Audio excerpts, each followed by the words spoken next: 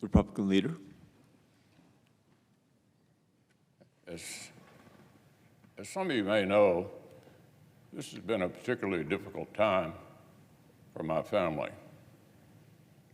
We tragically lost Elaine's younger sister, Angela, just a few weeks ago. When you lose a loved one, particularly at a young age, there's a certain introspection that accompanies the grieving process.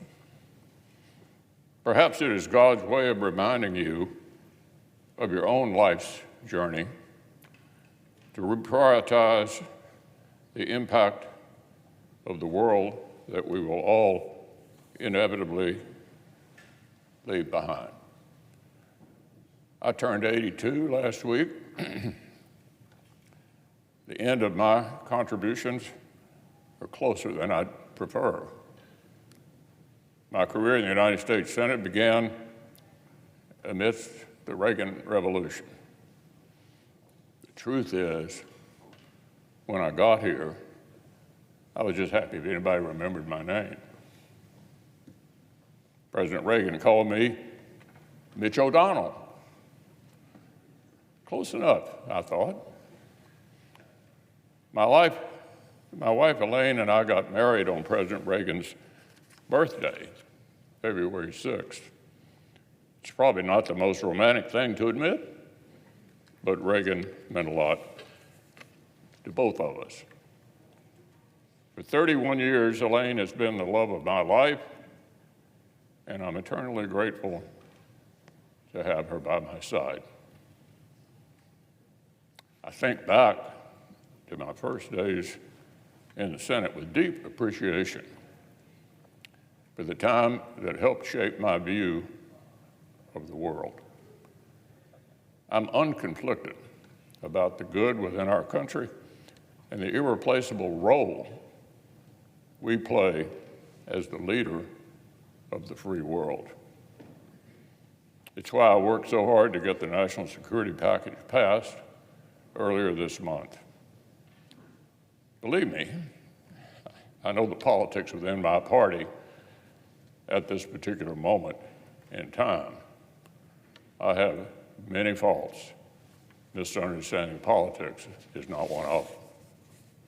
That said, I believe more strongly than ever that America's global leadership is essential to preserving the shining city on a hill that Ronald Reagan discussed.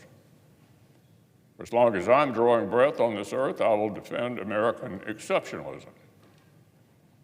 So as I've been thinking about when I would deliver some news to the Senate, I always imagined a moment when I had total clarity and peace about the sunset of my work.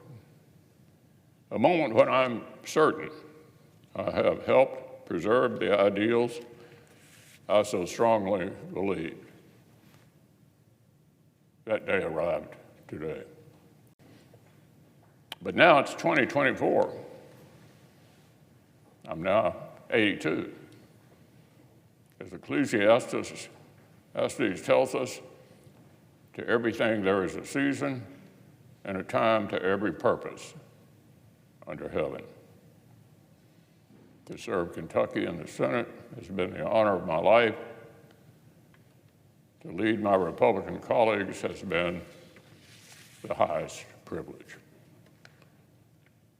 But one of life's most underappreciated talents is to know when it's time to move on to life's next chapter.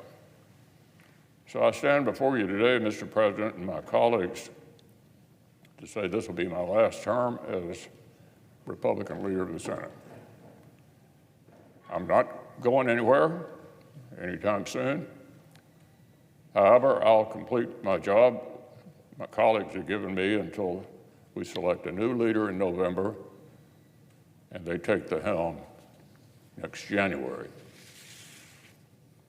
I'll finish the job the people of Kentucky hired me to do as well, albeit from a different seat And I'm actually looking forward to that. So it's